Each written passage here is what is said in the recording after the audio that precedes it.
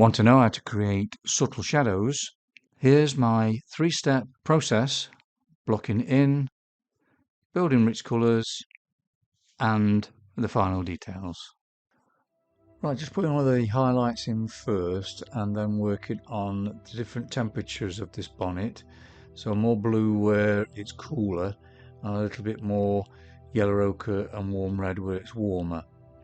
In the flesh tones here, I'm mixing in the shadows with using green and red so to desaturate it naturally to create shadows. Just adding a little bit more purpley colour to the skin tone colours. You've got to look at the temperature.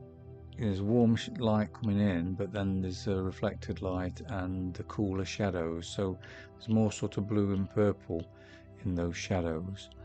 And the eyes for the underpainting, just using brown and blue for the pupils, adding a bit of lemon yellow to the ultramarine and brown mix just to create greys, but then just add a little bit of that yellow just to create a more of a greeny blue colour.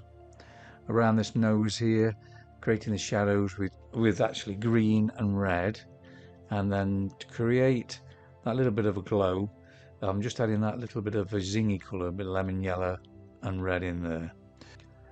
This stage I'm really focusing on the shapes, just getting the shapes, redrawing the outline, just moving it around with paint and just getting everything balanced. Now usually I use medium, which is liquid, but for the underpainting I tend to just use the paint out of the tube and don't add any medium with it, just to get that sort of body of colour down.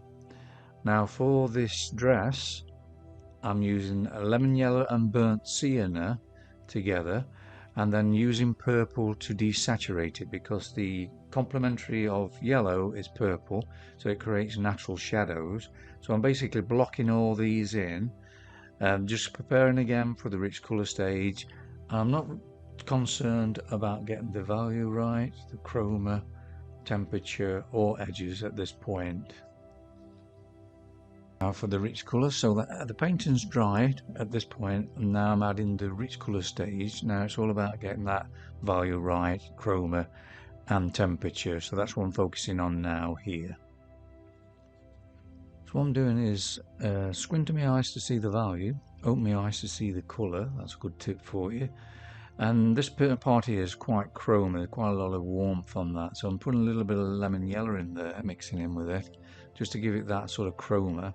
And I'm going around now changing the temperature of things, adding that little bit more of a glow, and it's just a case of keep playing and building up these layers now.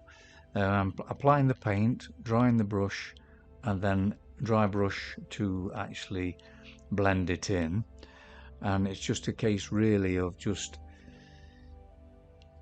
relaxing in your heart and just let things happen and don't get too involved with all the details.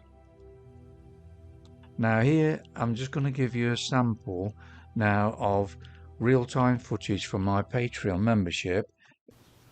Right, so now we're going to do the shadow around the eyes. Get that in first, so let's mix your shadow up first and have a look at the colour of it and see what it feels like. It feels a warm shadow, so I'm just going to get a bit of this zingy colour and put that in, so that needs to be darker now, you see.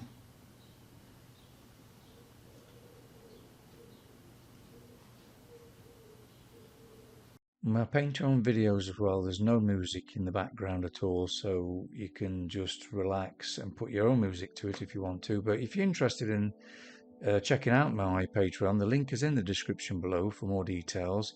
Everything is real-time audio, real-time video, the whole footage, so you see and get the real flavour of how I paint.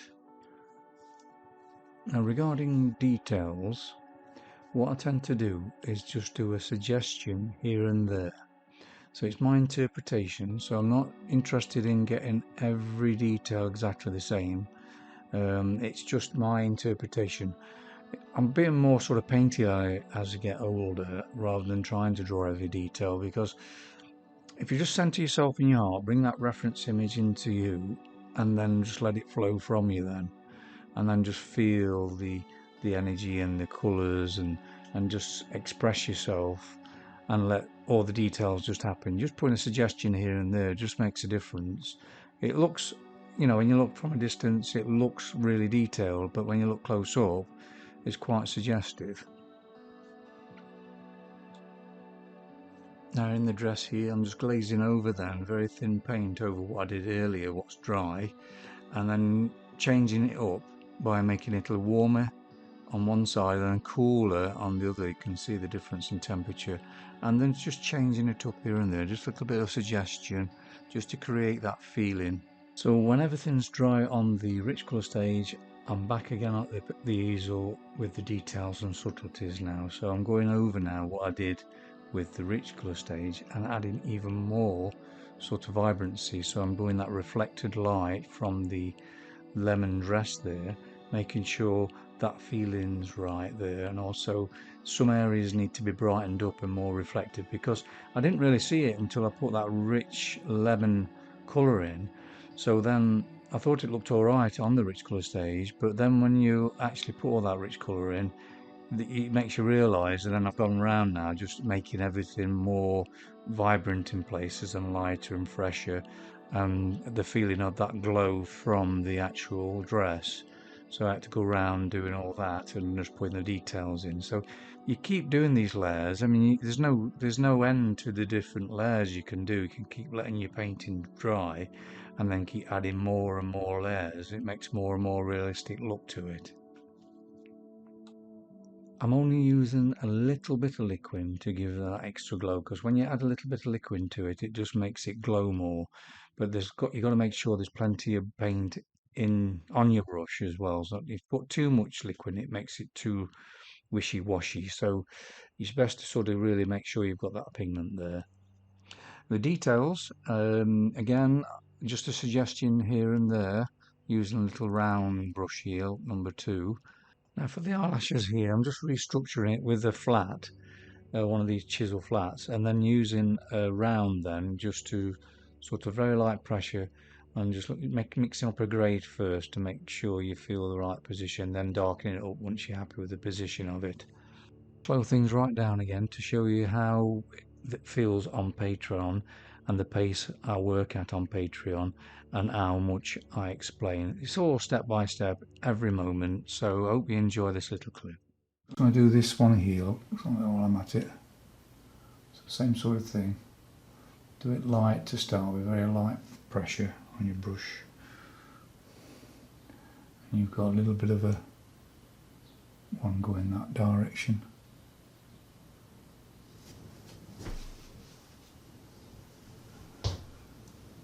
You don't want to put too much emphasis on this, because it looks like a spider as well if you're not careful. Spider eyes, so you don't want spider eyes. Might be worth you checking out Patreon actually, because there's some free samples there where you see me actually mixing the whole palette all in real time, and the palette's on show every moment, and I talk to you why I'm mixing each step by step as I progress, and there's the outline and the underpainting free samples, so please check that out if you're interested. Link is in the description below. Now with these final subtleties, I'm trying to create the overall feeling, so I'm stepping back a lot, turning me back to the actual painting, looking in a mirror so I can see over my shoulder the actual picture in a flip image, so you can see what needs to be done. You're seeing it from a different angle, and they're really taking your time and putting those little glazes over the top, changing the colour of what you've done previously. It makes all the difference, and the more layers you put on, the more realistic it looks, because you're creating a sort of texture. You don't want your skin tone to look like plastic, so all the time I'm using my brush in very subtle ways. I'm moving it into little squiggles and dabs. Now to create and make that shadow feel more shadowy, I need to make this lighter, this area here. So I'm adding more pigment to give it that sort of really vibrant light which is shining onto the skin tone, which in turn then makes the shadows feel more shadowy, which it looked a bit flat, you see, without me doing this. So you're forever changing things up to create that overall feeling, and it just needed that subtle lifting up in this area. And I'm applying the paint, wiping my brush, and then just using the same brush, but they use that to blend it, and just keep doing that, and it just becomes quite subtle then. Thank you so much for watching the video right till the end. I really appreciate it. Hope you've enjoyed this short version. The full version is on my Patreon, so if you want to see all the footage, all in real time, please check that out. And really interesting one to do, keeping it loose but not too detailed. Sometimes less is more, so I've tried to keep that sort of sense of realism, but just a suggestion of sort of detail here and there. If there's any questions at all, please leave a message in the comment section below this video and I'll get back to you as soon as I can. If you would like to see any more of my work, please check out this video here. Take care, bye.